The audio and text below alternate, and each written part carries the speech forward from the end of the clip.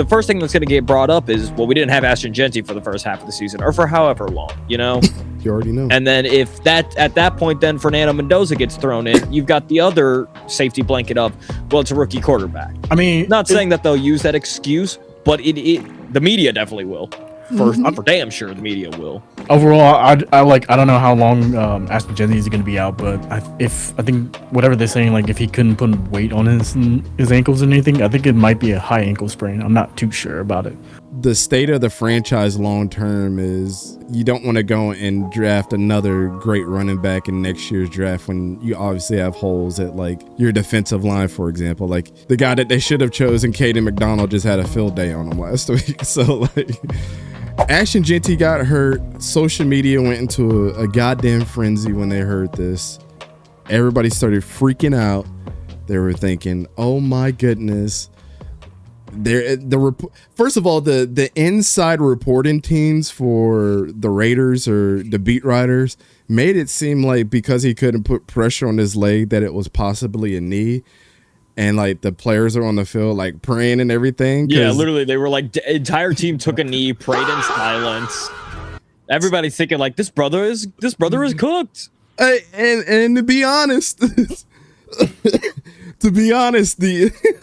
I said this once and I'll say it again. Ashton Jeanty and Brock Bowers go down, this team is cooked.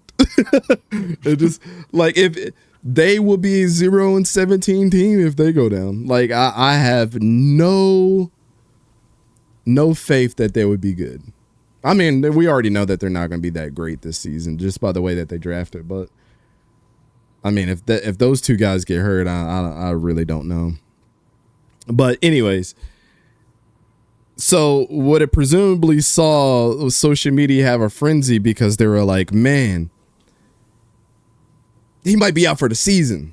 The way that he's grabbing his knee, you know, and then I think Ashton Jeanty was kind of trolling on social media. I think he said something about Mike Washington, posted something about Mike Washington. So people thought like they start freaking out about that too. It's been crazy. I've just been reading into a couple different things about the Raiders, but the news came out.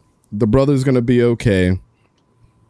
And what we're going to see from him is just a sprained ankle, it seems like. So everybody knows what sprained ankles. It could be super severe, and then on the other side of that, it could be a couple weeks and you're back and nothing happens, or act like nothing happened. Adam Schefter tweeted out like an hour after everybody went crazy. Ashton Jeanty, who had to be helped off the practice field today, is believed to have sprained his ankle. The Raiders still are unsure how long he'll be out, but it's not considered a long-term injury, and the organization is breathing a sigh of relief tonight. Raiders declined to comment on Jeanty's injury. So, open up the floor, man. I mean, what do you guys think? You know, obviously, you talked about it before, of all the players literally taking down a knee, praying on the sideline. Like, it looked and sounded, obviously, because we're not on that practice field, but it looked and sounded a lot worse.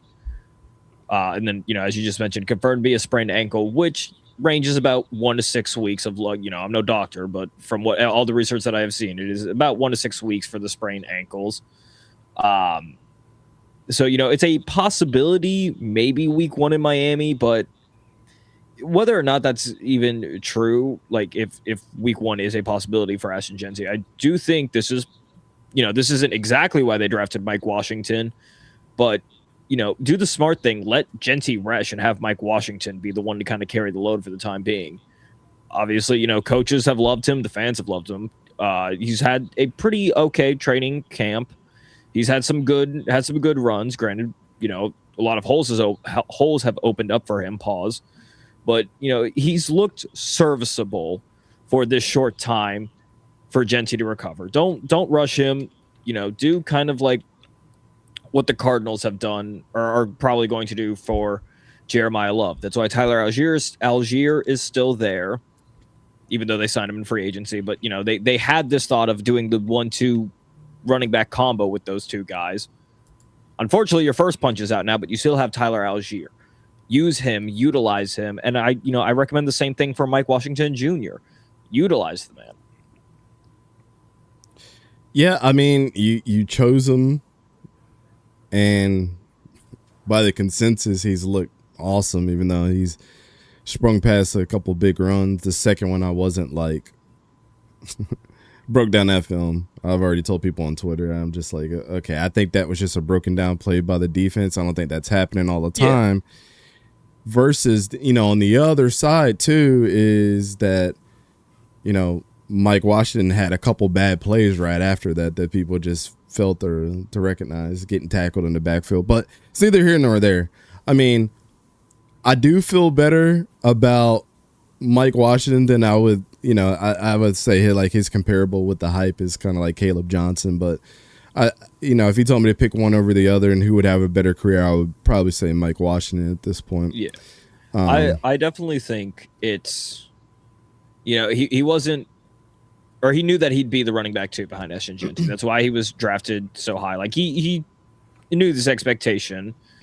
But I believe I had him on my top 10 list as well of running backs. But I've liked Mike Washington, and again, he's kind of not lived up to the hype. Obviously, you've broken down everything, but he's been serviceable enough. And you look at their first two opponents. Let's say, for now, what it looks like is that he'll be out until week 3. You've got the Miami Dolphins, who are terrible. So, you're able to capitalize off of that. Mike Washington should still be good. And then the Chargers, let's be real with the Chargers. You're going to have to rely a lot on your passing game more than your run game for the Chargers on that point. Brock Bowers is going to have to be the focal point, granted, for both games. But against the Chargers and that defense, you already knew that Brock Bowers was going to be the main focal point there. Yeah, shout out to our guy, Omari, man. Omar, I'm gonna make you a mod for the time being, just so you can plug your stuff in the chat. Not to go all like fangirl style for Omari, because that's nasty work. But make sure you plug your channel in the chat, bro. I want people to go over there, even if you're not a Jets fan. This is one of the smartest dudes, and I don't promote people like that. This is one of the smartest dudes in the community that I actually have a lot of respect for. So make sure to plug your stuff, bro. Glad that you're here. Glad seeing you in the chat. Lincoln, give us your thoughts, man. You're out there on the West Coast, so is Rome burning down? Yeah, are the buildings on fire? Yeah, what's the scene? Let's get a live LAPD chopper cam look. I think whoever like started the fantasy draft, everybody was like going crazy. They were like, fuck. And all I know is just like, you guys better pick up Mike Washington. But overall, like I've saw Mike Washington, he's fine. But overall, it's just kind of like there's some kind of like plays that like he didn't do well. But overall, like I think knowing Kubiak, he's just gonna run like a 1-2 punch. So basically, I think he's gonna have Dylan Lobb doing all the passing work at this point. Dylan Lobby, yes, a fan favorite. Especially with what Zamir White went where the Saints. I think he got traded. He got traded to. I think it was the Saints. I don't think it was the Saints. I think it was. Tampa. Which is crazy because him and Deion Jones it was the Saints. It was the Saints. Was Deion Jones on the Saints? Okay, so what was so funny about this trade is like these two were free agents, like not on a roster, just out there on 1-year deals, and people we're just trading for people that we're just going to later release. It's funny. Go ahead. I mean, it's funny because it's also, I think, now I think we were talking about Trey Benson. Now he's like cut and injured. I think he's still injured, is he? Yeah, he went through the waivers and is now back on the injured reserves. And overall, I don't know how long Ashton Jeanty is going to be out, but if I think whatever they're saying, like if he couldn't put weight on his ankles or anything, I think it might be a high ankle sprain. I'm not too sure about it, but it could be like 4 to 6 weeks, maybe. Oh, what sort of saying? I think it could be 3 to 6 weeks between. Yeah, they're gonna get him back sooner than they were if he was to have torn his knee. I mean, that's just a simple fact of, regardless of how good medicine is, anytime somebody's tearing their knee up. And I kind of look at this situation with, with Ricky Pearsall right now, right? Like that one hurts. I mean, that was our guy. Like one of the nicest dudes that we've ever. Why? One of the nicest guys that we ever met, you know, in person, as far as like the players are concerned. But it's neither here nor there. He's been battling this PCL thing for years now. And what's funny is if they don't take care of Brock Bowers, he's kind of battling kind of not a similar, but a PCL thing too. So they got to be very careful on how they deal with these knee injuries, because we always rave about, oh, modern medicine is so good nowadays. And then you got guys with knee injuries that are still out for the season and things like that. Yeah. So, you know. Well, especially because it's, you know, and I think Schefter included this in his report, but for mainly for Jeanty, you know, it's not a, where did it go? It's not a, you know, ligament or a fracture or anything like that. So this is about as good of the best kind of bad news you could get in this type of situation. We know it's not a knee. We know it's not a season-altering injury.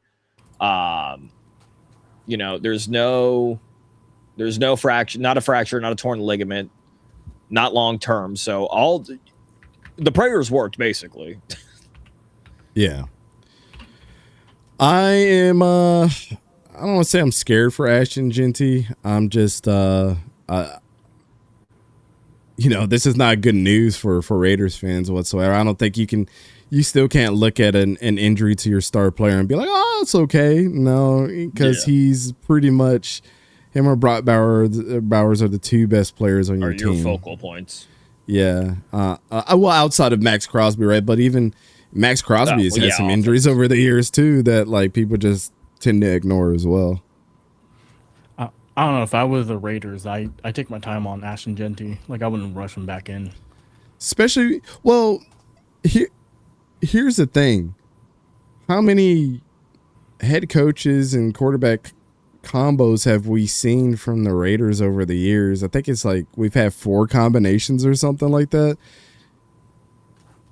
The Raiders need to take a page out of what the Jets had done, you know, just hanging on to the coach and seeing what he can do in another full offseason, getting some more of his guys, you know, and hopefully those guys develop and you know, adjust to the game. But these 1 year exits for coaches, I don't think does anybody any good. They're just trying to find overnight success. And you're right.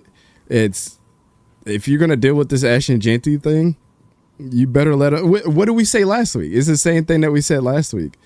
Let these guys. Love? Yeah, with all the guys that got injured, right? Let these guys heal up as much as possible. You not wasted, but you chose these guys very high in the draft, and the best thing that you can do is nurse this injury and save the player from himself, because everybody knows. I mean, if you've ever played football or any sport, you want to be on the field as much as possible, even if you're not 100%. But like, the state of the franchise long term is you don't want to go and draft another great running back in next year's draft when you obviously have holes at like your defensive line, for example. Like the guy that they should have chosen, Caden McDonald, just had a field day on him last week. So like, you know, how many times can you strike out, you know, and scratch your head of like, where are we going to be here in a couple of years? Yeah. I think this is one of those as well where, you know, you talk about the first coach situation, and, you know, let's keep it real. Let's keep it a buck. Raiders already were not going to have the best season. They're still very young. Still, you know, it's going to be a multi-year process to, you know, be able to compete with the rest of the teams in your division. I'm not saying that they're going to go like 0-17, especially with Ashton Jeanty being out, but, you know, that's him and Brock Bowers, as we mentioned multiple times, is the face of your offense. It is your focal point on offense. Shut him being Ashton Jeanty down for a while until he's 100%. Rely on Mike Washington and Dylan Lobby. And quite honestly, coach has got a year of, not a year of a grace period, but, you know, if they are below expectations of what everybody, fans, media, etc., everybody thinks, you technically do have the first thing that's going to get brought up is, well, we didn't have Ashton Jeanty for the first half of the season or for however long, you know? Yep, you already know. And then if that at that point, then Fernando Mendoza gets thrown in, you've got the other safety blanket of, well, it's a rookie quarterback. I mean, Not saying that they'll use that excuse, but the media definitely will. For damn sure, the media will. I mean, so it's also it is there. I mean, it's also like they view them like Ashton Jeanty as a generational player. It's like you might as well just like treat your generational player to like keep them stay long, like healthy. Pamper this man until he's 100%. Yeah, especially like having Brock Bowers and Ashton Jeanty, like seeing them as two generational talent. I say that like take your time with them. Don't force them into it. Like adding on to that is just like how I think later on to the topic about like Jonathan Brooks too as well, and you know they like the way they handled like players is just like rushing them in and then just re-injuring themselves, and then it's just going to be like another year of just regression or like stunting their like progression to be better. Yep. Or just like you're not seeing their full potential, because like I had said on yesterday's show with the Sports Chasers, like good players are good players even after injury. I mean, I'm not saying every player is going to be Adrian Peterson or Tom Brady or Drew Brees. I'm naming guys that are absolute Hall of Famers. You know, one that just got inducted and two are surefire Hall of Famers. Adrian Peterson's getting in this year, no question. Right. But we're just saying that, like, it is possible that great players can come back from injuries, but also, you know, they had took time to know their bodies and know that they were 100% or, you know, at least 95% before they came back and caused destruction for the whole league. Like, this is just not some overnight process. Smart great players are smart great players for a reason. And you see how much like Tom Brady talks about taking care of his body. Drew Brees was never supposed to play quarterback after his Chargers injury. I mean, I don't know if people looked into that shoulder injury, but the doctor told him, like, this is nasty work. You'll never be able to throw a football ever again. And then just got inducted to the Hall of Fame. Adrian Peterson was not supposed to come back in that short amount of time. He did, and then he led the league in rushing his second year and damn near almost broke the record. Yeah, and won MVP. Like, I know those are exceptions to the rules, but, like, again, these are first-round players, and I can't say that the Raiders didn't draft Ashton Jeanty in the first, what was it, the first 10 picks? I believe it was sixth round. Oh no, sixth pick. Sixth round. Yeah. I mean, if you're choosing with the 6th overall pick, you expect him to be the next Adrian Peterson. I mean, I'm just gonna be completely honest with you, because that's what you're saying. You pick Bijan that high. Guess what Bijan's trajectory already is? Hall of Fame. I mean, just look at his numbers, right? So, damn, Skippy. I mean, not everybody is looking at it that way, but the Raiders have to make sure that this guy's 1,000%, because they don't want to be the reason why, well, you rushed him back too soon and you wasted we picked this guy 6th overall and he just was never right after his injury. Because you could be looking at this, and I'm going to zoom in on Sora real quick. You don't want to have another DJ Lagway situation. Hey, but you right, though. You right. Or Saquon Barkley, like for example, he was never healthy in the Giants, and then he went to the Eagles and won a Super Bowl. Yeah, well, the thing about their offensive line is they're still trying to figure it out. I mean, they got Charles Grant, they got all kinds of guys that they switched around so much last year, even with Jackson Powers Johnson not being healthy. He was supposed to be a big focal point. Like that team is just. I don't know.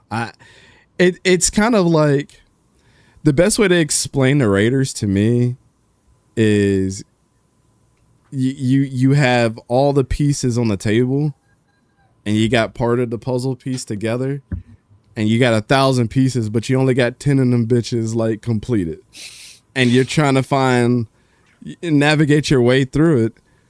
The whole puzzle set. That's what the Raiders are right now. It's just they have a lot of great players, but to me, it's kind of like you're just gambling. You're gambling a lot of this stuff away when you played around with the Max Crosby thing, and then you got Ashton Jeanty hurt, and then Brock Bowers has been concerning in training camp with his knee being all taped up and shit, and it's like this team is like falling apart before week 1 even gets here.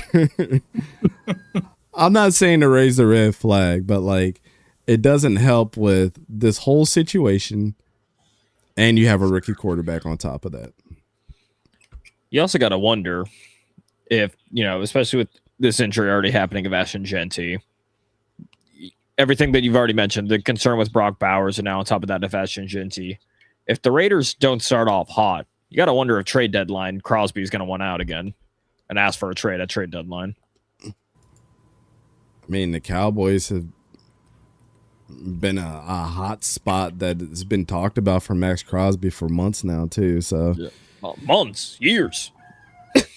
I mean, when is it a time where, like, I'm not saying like do right by Max Crosby like he owes them something, but I mean, you don't want to see a great player just wash away on a bad team his whole career. Like, it's kind of like watching Dan Marino not win a Super Bowl. I was gonna say the football version of Mike Trout. He had his chance to get out and he never did. Not to get into the baseball stuff, but yeah, Mike Trout kind of just disappeared for a little bit, and now he's back. Yeah. So that's a Mike Trout issue. He should have never signed that crazy contract with the Angels. He should have went somewhere else. and to be honest, but it's not a baseball channel. I only know a little bit. I don't watch that shit like that, but I'm a Mike Trout guy though. When he's on, he's on. He used to be one of those dudes that, like, if you paid for a ticket to go watch him play, you most likely going to see him hit the ball at least one of them times. And there's not a lot of players you could say that about every time you go to the ballpark. So he was always a surefire to get a hit. Anyways, anything else before we move on to the next topic, man? Well, it's now Mike Washington's show now, so it's gonna show how we evaluate Mike Washington out of this. He's gonna play like average or bad, so we don't know. I mean, he could also like have a great game too, so we're just gonna have to see how Mike Washington's gonna be playing. That is very true. That's a great point, because you can't treat him like he's the Ashton Jeanty 6th overall pick, but like the way the fans keep talking about this dude, he better be everything that they want, or they're going to be crying like actual tears. Don't they play the Dolphins week 1, I believe? Yeah, week 1 is the Dolphins, and then they face the Chargers week 2. Oh, man. Okay, so they play a shitty team week 1, so it should be a good measuring That's stick what I'm saying. of where You they're at supposed least to have be. the Dolphins, like, you've got, shit team versus shit team week 1. So you should be able to gauge where you stand among the worst, and then you face, the Chargers, a top team in your division. Good luck. Yeah, that should soften the blow a little bit, but I think Justin Herbert and them are going to dunk on them, bro. I don't know, because it's like, I'm not gonna lie, because I think Rodriguez is going pretty well as a Mike back for the Dolphins, and he looked really good right now. So I don't know how well their running game is going to be. Well, in the Dolphins' running defense, I think they're going to be good. I think Rodriguez running that linebacker position. Yeah, Jacob, man. Why is Jacob Rodriguez on the fucking Dolphins, bro? I can't believe this. The first play, he's already like deflecting a pass already. Yeah, I was about to say there was that one. He had like this Air Jordan jumping interception at training camp. I saw that. I was like, look at him go. Look at my shit boy. Makes me sad, man. He shouldn't be playing for the shitty ass Dolphin. Yeah. He's gonna be great, man. Then you have Sonny Styles, when Jacob Rodriguez and Jake Golday were 2 first-round linebackers. Even had his mom, Jake Golday's mom, retweeted what I said about Sonny Styles, because I said that Jake Golday was a first-round linebacker that everybody missed on. And Jake Golday's going crazy for the Vikings as well. And Brian Flores is just sitting there with a Birdman hand rub right now, bro. That, like, Yeah, for Rodriguez and or Golde to go to like a Brian Flores would have been deadly. And what happened? One of them went there. Like, Yeah. nasty work, bro. Shout out to Alfredo. What's up, man? Manny says the Dolphins is a freebie win every week. Bro, I heard it was so bad in practice today that like Malik Willis had to bring the whole offense in and start yelling at him. Like, that's how bad it's been. But dude, you're throwing to fucking midgets. Unfortunately, Yeah, you're throwing to the smallest wide receiver room. Yeah, I heard that the passing was awful for Miami. Can somebody remind me who's Miami's passing game coordinator again? I don't even fucking know. Who is it? It's that terrorist Kevin Patalo. Oh fuck. I'm just saying, for all those that want to point at the offense of last year and then see the same shit on it's not a coincidence. It's not a coincidence at all. It's nasty work, man. I'm just saying, like, stack the box on A-Chain. And yet A-Chain's still probably gonna get 100 yards. He's just gonna be tired. That wear and tear, man, is gonna go crazy on him. Stack the box on A-Chain and hopefully that Nakobe Dean stays healthy. Oh shit. I mean, Sora knows. They excited about Nakobe Dean, but that motherfucker is made out of cookie dough, bro. Yeah, I mean, when Nakobe Dean was healthy, an amazing player for us. Wet. Oh yeah, didn't they made Caleb Douglas now like wide receiver 1 in the Miami Dolphins? I would too. If it was me, I would too. Fuck it. They got Quay Walker too. I love Quay Walker.